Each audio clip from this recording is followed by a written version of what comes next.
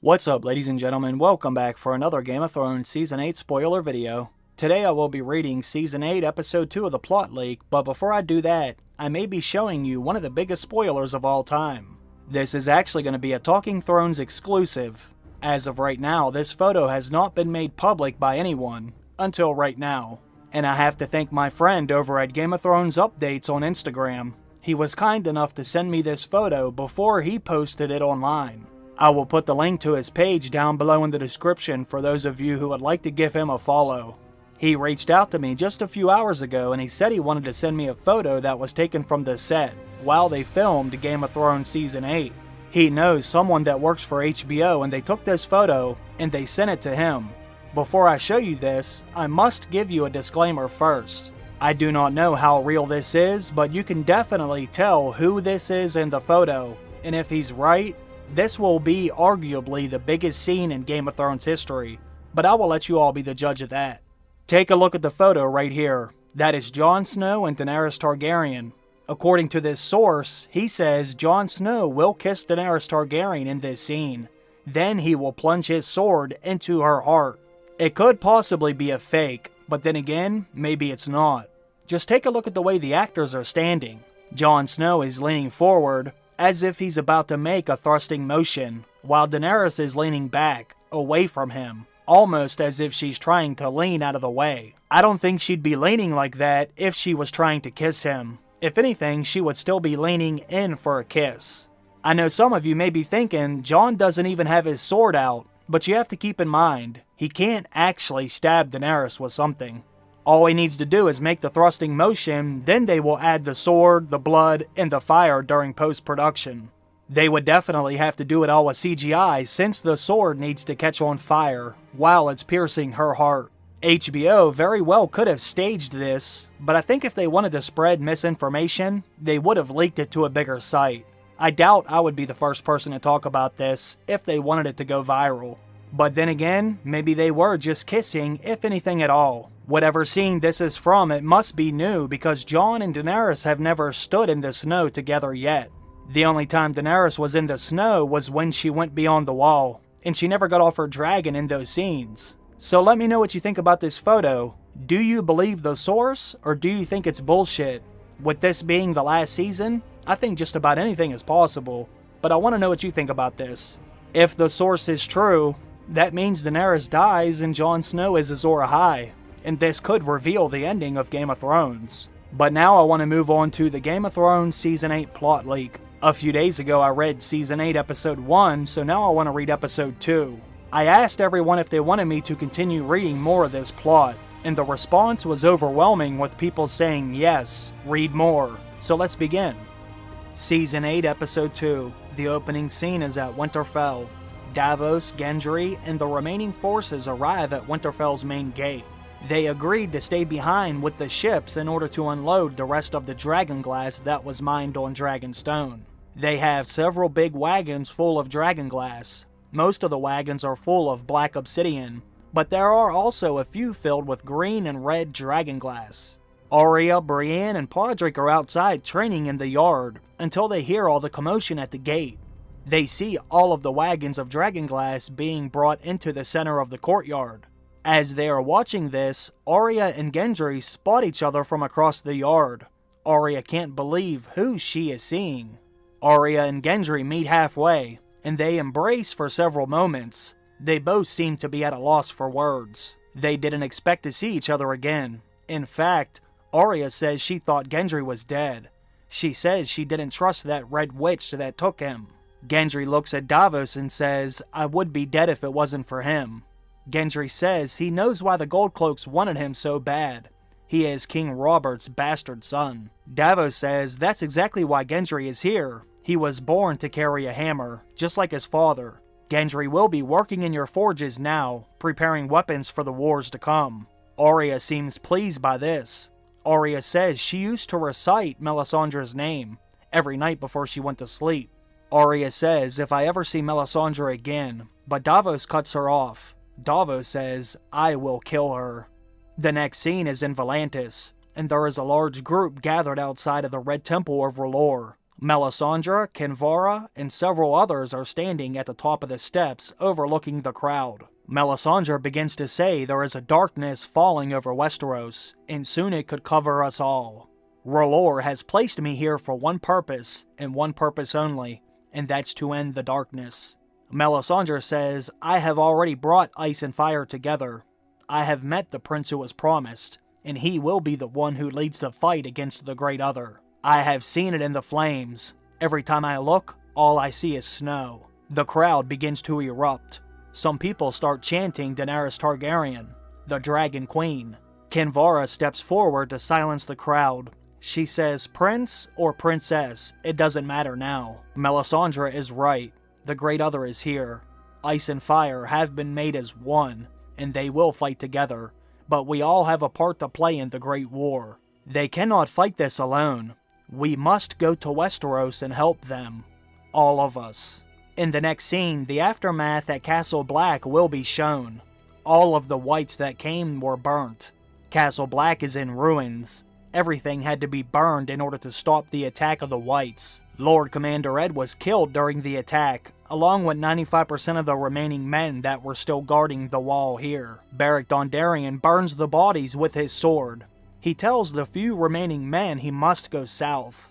He promised someone he would see them again, and until he fulfills his purpose, he must continue.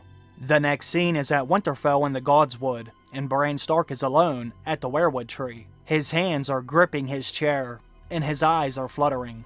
Then it will show a series of visions Bran is having. He sees Jaime Lannister taking off his helmet the first time he arrived at Winterfell. He sees his father's statue in the crypts of Winterfell. He sees and hears the Mad King saying, burn them all. Pots of wildfire are in a cellar. Blue dragonfire is burning a castle, and someone is in a bed of blood, and there is the sound of a baby crying. Bran falls from the tower. Bran can see smoke rising from Winterfell, and he sees Melisandre looking into the flames.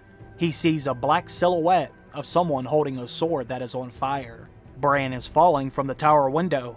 Then he comes face to face with the Night King, and he immediately comes out of his vision, struggling to breathe. When Bran looks up, he is surrounded by Jon, Daenerys, Tyrion, Sansa, Arya, Davos, Varys, Brienne, and his maester. Jon asks Bran what happened. What did he see? Bran says everything. I can see everything. At first it was all fragments, and I struggled to distinguish what was past or present, but now I know. Bran says Castle Black is gone, along with its men. The last hearth is gone, along with the Umbers. He says the Night King has seen him, and he knows they are there, and he is coming. Jon tells everyone to meet him in the main hall. As Jon begins to walk away, Bran grabs him by the arm. Bran says, we need to speak, soon. It's time you know the truth. Everyone of importance is gathered in the main hall at Winterfell. Jon informs everyone of the recent attacks in the north by the Night King. He says the Great War will begin soon, and they must be prepared. Jon says he doesn't know if Cersei will be sending her support or not, but they will have to work with what they have. The castle walls will need extra reinforcements, and all of the dragon glass needs to be fashioned into weapons. That way every man, woman, and child can arm themselves. Jon says that Winterfell should not fall, but if it does, there are secret passages they can use to flee the north, but he hopes it doesn't come to that. Daenerys still has 2 dragons, and fire kills whites. He also says his sword is made of Valyrian steel, so he can take out as many White Walkers as he can. Brienne and Arya both stand up at the same time. They too have Valyrian steel, and they will stand by Jon and help him. Samwell Tarly stands up in the back of the hall. He tells Jon he also has a Valyrian steel sword. He says he took his father's sword before he left Hornhill. He also says he has been reading some of the old books he took from the Citadel, and he may have found some things that may be of interest. Tyrion shifts in his seat and says, I would like to see some of these books as well. As everyone starts to leave the hall, Daenerys tells Jon she would like to have a word with him, alone. Sansa looks at Daenerys, suspiciously, as does Tyrion. They both walk atop the castle overlooking the battlements. Daenerys wants to know if Jon plans on telling everyone about their relationship. Jon doesn't think that's a good idea right now, considering tensions were already high when they arrived in the first place. Jon says, with the Night King being so close, we should wait to tell everyone later. The last thing I need is everyone walking out of here now. We can't afford to lose anyone. Cersei may never send help, and we already lost the Night's Watch and the Umbers. As Jon begins to walk away, Daenerys says, wait, there's one more thing. I saw your maester last night because I wasn't feeling too well. Jon, I am pregnant. In the next scene, Jaime and Bran arrive at the twins. The property looks nearly abandoned at the time. Jaime says someone infiltrated their castle and poisoned almost everyone here, but surely someone is still ruling the castle. No one is guarding the bridge. Jaime says, if only the young wolf found their bridge this way, he would still be alive, and my family most likely dead. When Jaime and Bran reach the door, they are greeted by several women that are now ruling the twins. Jaime says they are heading north, and he needs to gather any men or soldiers that he can. There is a storm coming down from the wall, and everyone will die unless they come with him. One of the girls says Queen Cersei didn't send any word about this. Then Jaime says no, she sent me instead. Cersei, Qyburn, and the Mountain are walking around the walls of King's Landing. Qyburn has men bringing up the stashes of wildfire to place at each gate that enters the city. No one will enter through a gate without getting burned alive. Men are also seen setting up the ballistas. Qyburn has had several more made, and now they are being strategically placed around the Red Keep, and they're all aiming at the sky. King's Landing will not fall easy. Qyburn tells Cersei that Euron has picked up the Golden Company, and they should arrive in King's Landing any day now. Cersei is pleased. She says, they may have a larger army right now, but she will never step foot inside this city alive. Even if they lose, we have seen what fire does to the dead. With the amount of wildfire we have, I am not concerned with an attack from anyone right now. Now that I have the Iron Bank's full support, I may have one more surprise for our foreign whore. The next scene is at night, at the Iron Islands. Theon and his small team land their boat on the shore, and begin to make their way up. They plan on entering the castle and freeing his sister Yara. To their surprise, no one was left to guard the place. It is completely abandoned. Euron has taken every able body with him, and killed the rest who could not fight or row. Yara is not there. Theon's worst fear has come true. Yara is still on the Silence, and he will have to board that wicked ship to free her. The next scene is on the Silence, and Yara is down below, and she's covered in blood, with most of her hair cut off. She's tied up, but she's not gagged. Euron enters and begins laughing maniacally at her. He begins to taunt her by telling her she will die on this ship. He says Theon will never have the balls to attempt to get her back, and if he does, he will hang them both from the front of his ship. Then he leans down and says, tell me, Yara, who is your king? Yara doesn't say a word, and for a few moments, it's silent, until Euron begins laughing again, and he hits Yara with her own tongue. Yara begins to cry. Sam, Bran, Tyrion, and the Maester are looking over everything he took from the Citadel. Sam says he has books and scrolls about the Long Night, the Others, the Children of the Forest, and much more, but he can't make sense of it all. Tyrion picks up the book that was already open about the Long Night. He starts reading it aloud. It's about Azor Ahai and his sword called Lightbringer. Tyrion is intrigued. He says it reminds him of something Melisandre once said while she was at Dragonstone. Melisandre said the prince who was promised would bring the dawn, yet Melisandre believes it could mean princess. Bran says it sounds similar to the stories old Nan used to tell him about the last hero, the man who would lead the fight against the dead. The Maester says, where do you suppose we find such a man with this magical sword? Sam and Tyrion both look at Bran, and Bran says, take me to the weirwood tree. The last scene will be at the Karhold. A massive storm begins to roll in from the north. Everyone in the area begins to go indoors. Elise Karstark is inside with a few men, reading over some messages delivered by the Ravens that day. She said that word has came from Winterfell. The Night's Watch no longer stands, and the last hearth was destroyed. The wall no longer protects us from what lies beyond. The king in the north wants us to prepare for the worst. He is arming everyone at Winterfell, and I've already sent men to get some of the dragon glass that he says can be used against them. But before she can finish telling her men about the news from Winterfell, a sudden scream and the sound of a horn begins to echo through the castle. Elise runs over to the window and looks outside.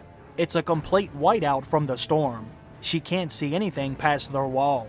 Then, an ear-shattering scream comes from the clouds. The Night King and Viserion break through the storm, and a blue flame is seen lighting up the night sky. Alright folks, that was episode 2. Let me know what you think about all of this. Put your thoughts and questions down below. And let me know if you want me to read every episode, because I will if you want me to. I want to thank everyone for taking the time out of their day to check out the video. I hope you enjoyed it. And I also want to thank all of my new Patreon supporters. I am amazed by how many of you kind people continue to help out the channel. It truly means a lot, and your support fuels me to keep making as many videos as possible. So thank you all for the extra motivation. Have a great day everyone. I will see you in the next one. Bye.